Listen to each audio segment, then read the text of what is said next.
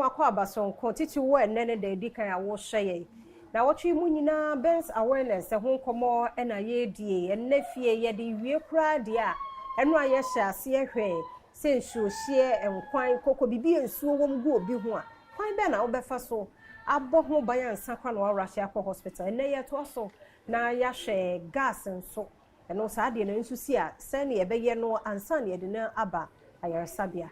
amisa for mo akwa aba nso ye da se na wotwe mu ntete a wo de amaye yenhwe eno a wo de yemfa bibi ensuo wo mu ehyehye ho yenhwe gas ne sa ne ma no so ebi yi obi a ye be ye ne dey me da se ye fa gas se gas ehyehye obi a wo nipa ko na wo kwako yi nipa ko na owo ejemu no wo nipa ko no ese wo bo ho ban nti bo ho ban ansa no wakwako yi obi a ono gas ahyehye no but dia ya meka ni se gas hyehye obi a wo nipa ko na wo ejanum no tiamu no betimi anya sa ahoden na ti ai afia se bibi ye o mi bi me kai pa se na ye wa ha na ye adwuma bi na ye cylinder ba ko bo fom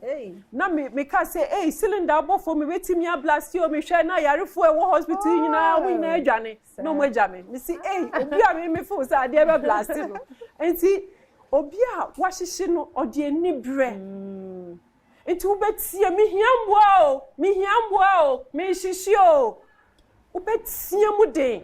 se ne obi betse na wa be boa if he said ya meti won kofo bebre anu ne se gas ne hyehye wa na se wuwo mu a ya eye de nti wu pie na eye den ma o gise obi boa o na se wuwo edan mu na se dan no emutu a wu bia eye ya if he say ya na lock no etime lock nti wu bia wuntimi bie nti wu hia emboa so emboa beba na obi beba beboa wa yi wa fim nti se nipa ko ne ba eso no so hwe se mi nipa ko mi ba be yi nipa ko na gas hyehye no mensu mi gina bia te sen se wo gina bia anya wo so frɛ obi fufuro se mumra o ne enko boa obi a o hyehye nko amen kɔhye ho nti sa nko an so kɔhye ho no ma obi nsa wo so wakɔkem nti wo nipa ko no tiemu a na nipa ko ne ba na oba nti wo wakɔ na wo kwakɔ boa no wo so hwɛ se wo so bɛbɔ ho ban afi sa ejanum hwɛ se wo tebia etesen se nsuo na esa wo de fo ho kra ansa na wawura ba bi ejane hye na wura ho manya Captain Planet enka se mi ko save no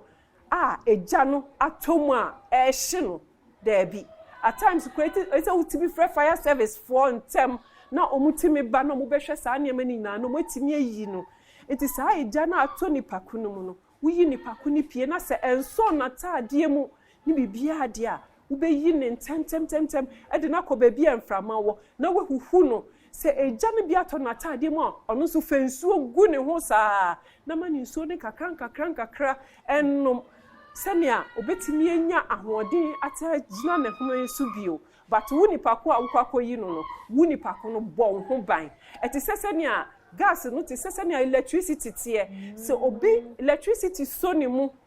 enyam kanea so ni mu na wo so kwakoyi na esa wo ni pako na wo kwakoyi ne no esa wo hwɛ se mpaboa me hye no eye rubber so asie eye mpaboa nye krochian bi ne edikoyi obi electricity achi no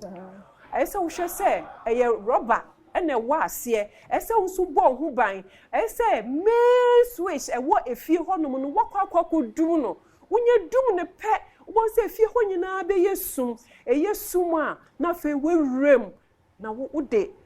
tawo ntuhu anase bibi akopie nipa ko no menkoso ne mu pia no eto nchen ansana wakwakofa no na se onim na akoso ne mu pe nso obeka enti se nea meka ye no se sa niema we nyina si a ya ye ntiemu emfa emboa mbra tiemu woni pako na we hu se obi hyedan no mu no tiemu obi mbua mi o obi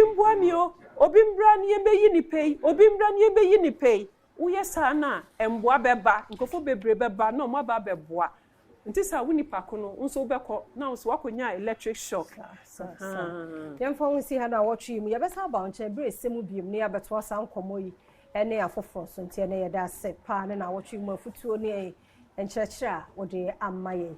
maame safo a ɔmpɔn a wɔyɛ principal nursing officer wɔ Kolebu Teaching Hospital Ben's unit a wɔno ɛna hwɛ Ben's so ana head